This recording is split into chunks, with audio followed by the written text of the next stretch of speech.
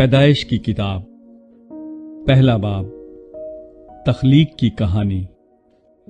خدا نے ابتدا میں زمین و آسمان کو پیدا کیا، اور زمین ویران اور سنسان تھی اور گہراؤں کے اوپر اندھیرا تھا، اور خدا کی روح پانی کی سطح پر جنبش کرتی تھی۔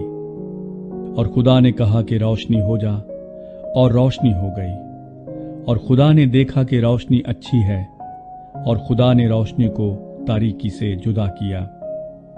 اور خدا نے روشنی کو تو دن کہا، اور تاریکی کو رات، اور شام ہوئی اور صبح ہوئی، سو پہلا دن ہوا۔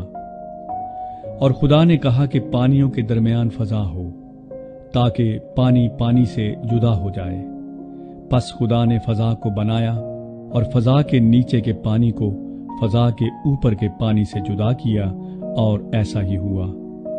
اور خدا نے فضا کو آسمان کہا، اور شام ہوئی اور صبح ہوئی، سو دوسرا دن ہوا۔ اور خدا نے کہا کہ آسمان کے نیچے کا پانی ایک جگہ جمع ہو کہ خشکی نظر آئے، اور ایسا ہی ہوا۔ اور خدا نے خشکی کو زمین کہا، اور جو پانی جمع ہو گیا تھا اس کو سمندر، اور خدا نے دیکھا کہ اچھا ہے۔ اور خدا نے کہا کہ زمین گھاس اور بیجدار بوٹیوں کو اور پھلدار درختوں کو جو اپنی اپنی جنس کے موافق پھلیں اور جو زمین پر اپنے آپ ہی میں بیج رکھیں اگائے، اور ایسا ہی ہوا۔ تب زمین نے گھاس اور بوٹیوں کو جو اپنی اپنی جنس کے موافق بیج رکھیں اور پھلدار درختوں کو جن کے بیج ان کی جنس کے موافق انہی میں ہیں اگایا، اور خدا نے دیکھا کہ اچھا ہے۔ اور شام ہوئی اور صبح ہوئی، سو تیسرا دن ہوا۔ اور خدا نے کہا کہ فلک پر نیر ہوں کہ دن کو رات سے الگ کریں، اور وہ نشانوں اور زمانوں اور دنوں اور برسوں کے امتیاز کے لیے ہوں، اور وہ فلک پر انوار کے لیے ہوں کہ زمین پر روشنی ڈالیں، اور ایسا ہی ہوا۔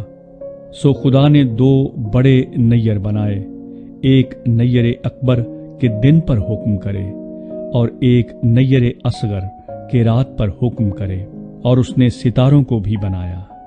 اور خدا نے ان کو فلک پر رکھا کہ زمین پر روشنی ڈالیں، اور دن پر اور رات پر حکم کریں، اور اجالے کو اندھیرے سے جدا کریں۔ اور خدا نے دیکھا کہ اچھا ہے۔ اور شام ہوئی اور صبح ہوئی، سو چوتھا دن ہوا۔ اور خدا نے کہا کہ پانی جانداروں کو کثرت سے پیدا کرے، اور پرندے زمین کے اوپر فضا میں اڑیں۔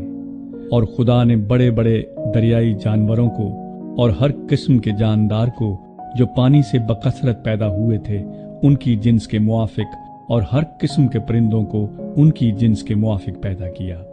اور خدا نے دیکھا کہ اچھا ہے۔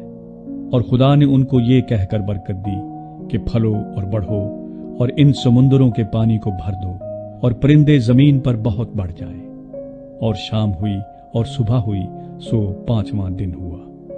اور خدا نے کہا کہ زمین جانداروں کو ان کی جنس کے موافق، چوپائے اور رینگنے والے جاندار اور جنگلی جانور ان کی جنس کے موافق پیدا کرے، اور ایسا ہی ہوا۔ اور خدا نے جنگلی جانوروں اور چوپایوں کو ان کی جنس کے موافق، اور زمین کے رینگنے والے جانداروں کو ان کی جنس کے موافق بنایا، اور خدا نے دیکھا کہ اچھا ہے۔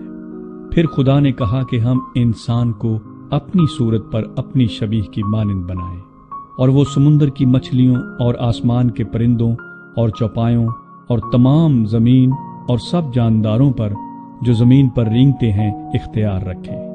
اور خدا نے انسان کو اپنی صورت پر پیدا کیا، خدا کی صورت پر اس کو پیدا کیا، نر و ناری ان کو پیدا کیا۔